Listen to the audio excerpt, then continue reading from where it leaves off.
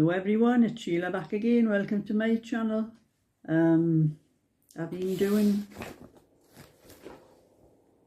sorting out my crochet. I've done a few.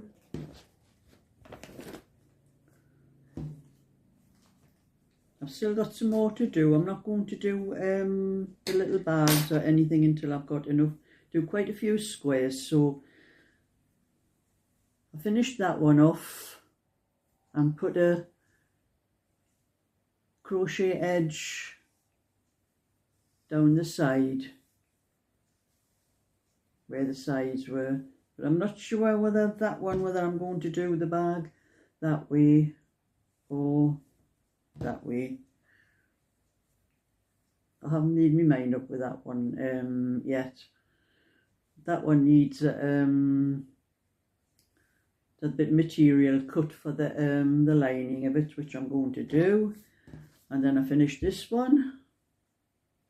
I've left all these long ends in case I stitch by hand, but I'm going to try on my sewing machine to see whether I can stitch the zips on my sewing machine.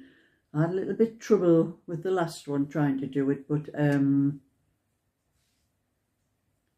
maybe need a different foot on the machine. I think I'll have to sort the different feet up. So done that one, and that one is going to be done that way on. It's because of the zips.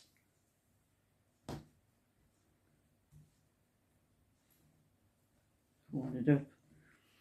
Okay, when I put the zip on, the zip is just slightly over on the edge, but I'll be turning the ends in on the zip anyway when I put the zip in.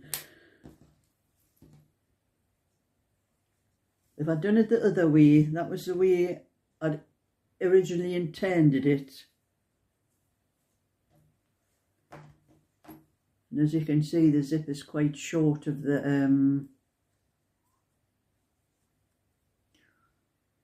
don't know if you can see it there. That's how much is sticking out over the top of the zip. I would have had that one to sort out. There's that one, and then I've done a green one.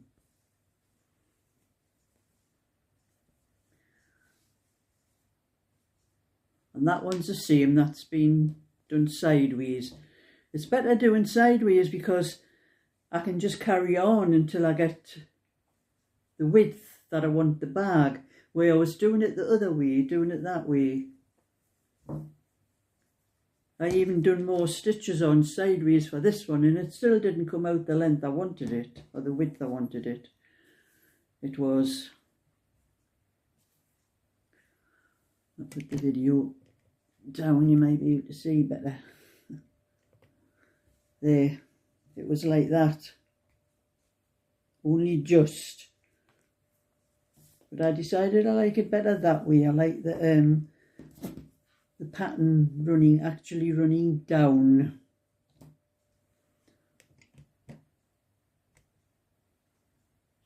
So I have 3 of those to do the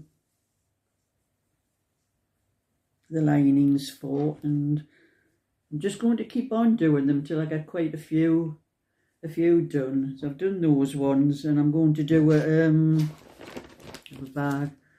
I'm going to do one with the purple or lavender or whatever colour you might have. I'll be doing that one, and then when I finish that, I have some green, some white, bit of the lavender, and whatever might be finished from this ball. I have a little bit more of it there, and a little bit green and a little bit pink there. I'll work these out into another pattern, so I'll put those back in the bag.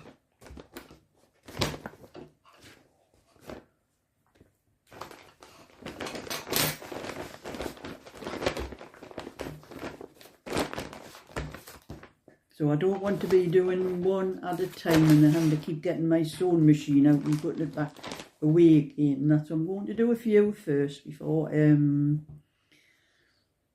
I start sorting out the linings and that. And I have something else I'm going to do. These were some of the things I bought from Temu. The bottoms of bags. and I've been practicing with one, working out how to put the crochet into the bottom. Now I'll use one of these little balls of wool and show you what I've been doing. I will not be able to do it with that hook. That hook's too big. I'm going to get a smaller hook.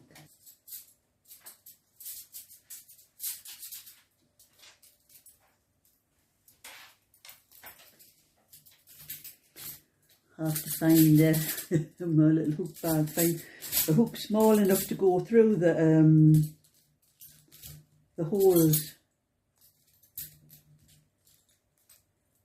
I'll try that one. That's quite a small thin one. You just have to do that to start out. I've been practicing trying to work out how to do the crochet on these. I'll drop this down again. And I have to make a slip knot, and I think this is how you do it. I would probably, the holes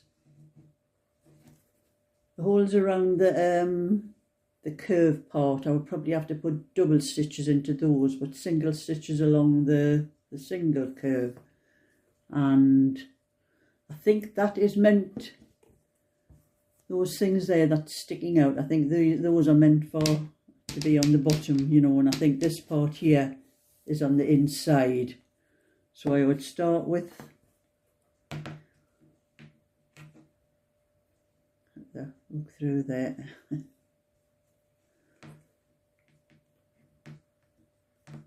No, I have to put that, put the hook through first.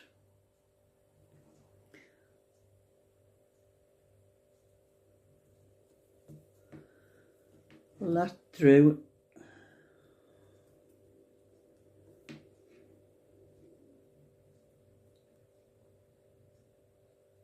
I'll probably have to go twice into that.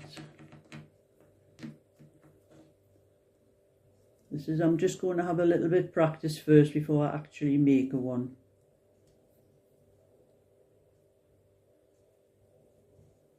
But you have to use a really thinner hook to get through the holes.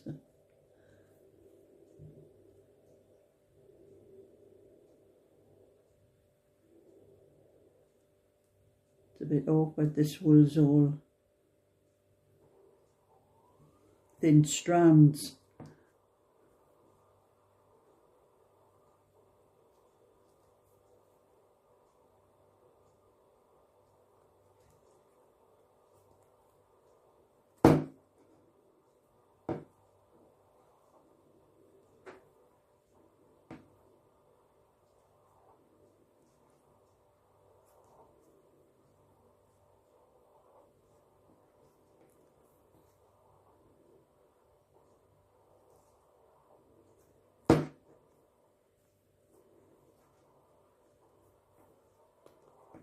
I probably could look online, it would probably show me how to do this, but I like to work things out for myself.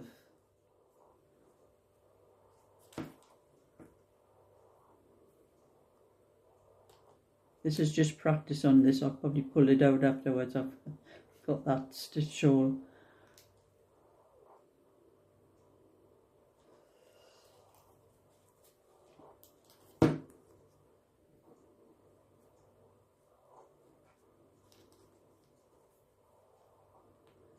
And these were things I got from Temu that were quite cheap. And I think I'll be onto the straight one from here. Just doing a single one into each.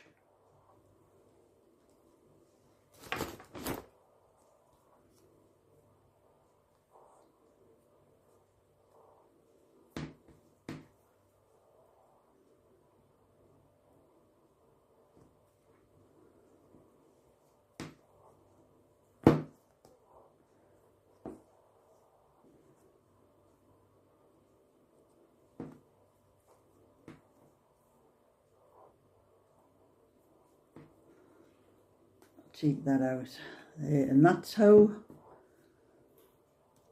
that is, think how that's worked. And then you just start working your crochet around the stitches that's on the top. So on the curved part around here, I've put double ones in. I think I would need double ones in because of the curve, and then just single ones along here, and then double ones into there. So I'll put one crochet into those along there and two into that part. And this is leather. I can smell the leather on this, so it's real leather. They were quite cheap. I can't remember how much they were. I'll have to look on my bill from Temu and see. So that's how I'm going to do them, and then I'm just going to crochet up the bag to see what size they come out when I do it. But I'm just pulling that out at the moment because I'm not using that for this. But that's what you have to do. You have to use a very thin hook. This is an old size 12, which I think is 2.75. I think. Yes, the old, I think it's 2.75 millimeter. That's the one you want, something really thin to get through the holes, because I'd be using a bigger hook there. You kind of get it through the hole.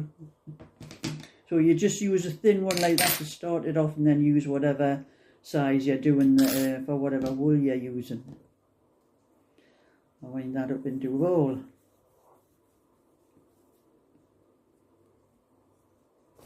In the bag there. And I have just this pattern here. This is the one I'm working on for the little cardigan I'm doing today, and it's the first time I've used my own pattern, and I did find a mistake in it. It's not a one that would affect the thing, but I've printed it out again, and as you can see, I put a different pattern on the back, the one that fills the back. I'll put this camera back up again.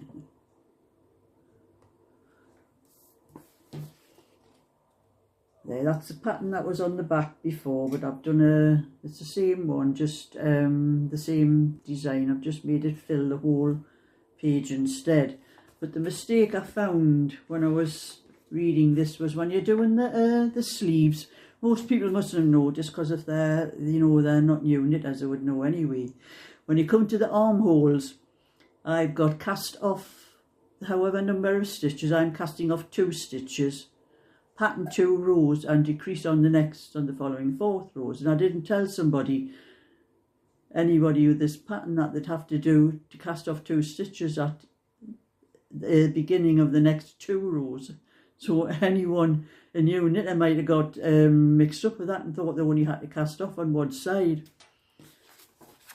So I put the pattern through the PDF thing again. I altered the pattern, and I put on, for the armholes, cast off 2 stitches at the beginning of the next 2 rows, and then pattern your 2 rows and decrease on the next and the following 4th row.